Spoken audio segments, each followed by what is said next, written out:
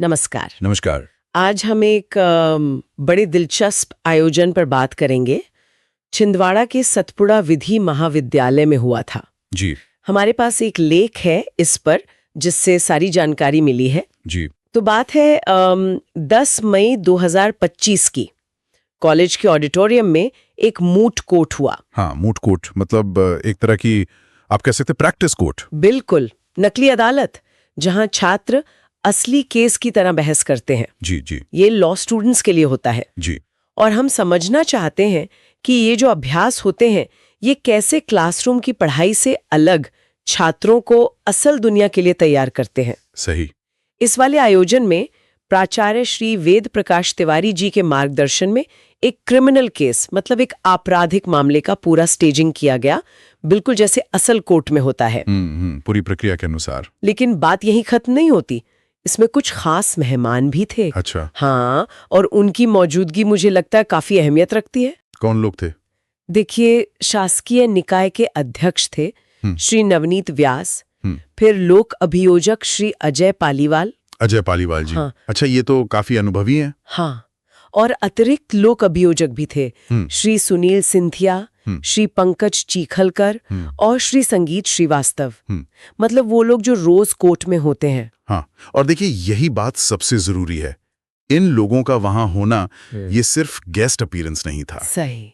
आप सोचिए, छात्रों को सीधा लोक अभियोजक से या इतने अनुभवी वकीलों से सुनने को मिल रहा है। हाँ, कि असल में कोर्ट में कैसे बहस होती है। हाँ। सबूत कैसे रखते हैं। बिल्कुल, जिरह कैसे होती है, बचाव कैसे किया जाता है। ये वो छोटी छोटी बातें हैं, वो बारीकियां हैं जो शायद मोटी कानूनी किताबों में न मिले। नहीं मिलती। ये तो प्रैक्टिकल ज्ञान है। ये बिल्कुल प्रैक्टिकल है, सीधा अनुभव। ये तो वैसा हुआ जैसे कोई मेडिकल स्टूडेंट किसी सीनियर सर्जन को ऑपरेशन करते हुए देखे। सही उदाहरण है, बिल्कुल। और ये सब अच्छे से हो पाया, इसका मैनेजमेंट किसने किया? हाँ, इसका पूरा संचालन और व्यवस्थापन वो कॉलेज के प्रोफेसर श्री दिलीप धारा और श्री सचिन वाजपेयी ने किया। अच्छा। और जाहिर है बाकी सभी प्रोफेसर और स्टाफ ने भी पूरी मदद की होगी। एक टीम एफर्ट था। हाँ बिल्कुल, टीम के बिना तो होता नहीं है। और अगर थोड़ा और गहराई से देखें इसको, तो छात्रों ने सिर्फ नियमों का पालन नहीं किया है। उन्होंने कार्यवाही को एक तरह से एक नाट्य रूप दिया। हाँ, मतलब उसे निभाया। जी, निभाया। इससे सिर्फ ये नहीं पता चलता कि उन्हें प्रक्रिया पता है, इससे ये भी दिखता है कि वो उसे कितना समझ चुके हैं। हाँ, कितना आत्मसात कर लिया है। सही बात है। ये रटने से बहुत अलग है।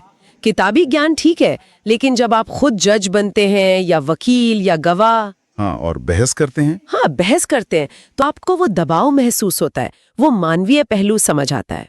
निश्चित रूप से। और मेरे ख्याल में यही इस मूट कोर्ट का सबसे महत्वपूर्ण पहलू है। क्या? कि छात्र छात्राओं को न्यायिक प्रक्रिया का एकदम लाइव, एक सजीव अनुभव मिला। हाँ। इससे उनकी जो थ्योरेटिकल पढ़ाई है, जो किताबी ज्ञान है, उसे एक मजबूत प्रैक्टिकल बेस मिला। एक नींव। हाँ, एक नींव। ये सिर्फ एक दिन का इवेंट नहीं था, ये उनके प्रोफेशनल डेवलपमेंट का एक जरूरी कदम है। उन्हें वो आत्मविश्वास मिलता है कि हाँ, हम क्लास के बाहर की दुनिया का सामना कर सकते हैं। तो अगर हम इसे समेटें तो इसका मतलब क्या है? संक्षेप में कहें तो ये मूट कोर्ट जैसे जो आयोजन है जी, ये क्लासरूम की थ्योरी और असल दुनिया की कोर्ट कार्रवाई के बीच जो एक गैप होता है, एक खाई होती है। हाँ, काफी बड़ा गैप होता है। उसे भरने का एक बहुत अच्छा तरीका है। छात्रों को कोर्ट का माहौल मिलता है बिना असली केस के टेंशन के। बिल्कुल, तैयारी होती है उनकी। लेकिन यहाँ एक सवाल और उठता है मन में। क्या? देखिए, ये जो अभ्यास हैं, ये छात्रों को मौजूदा सिस्टम को, मतलब जो अभी न्यायिक प्रक्रिया चल रही है, उसे समझने में तो बहुत मदद करते हैं, इसमें कोई शक नहीं। हाँ, वो तो है। पर क्या ये उन्हें सिर्फ इसी सिस्टम को स्वीकार करना सिखाते हैं?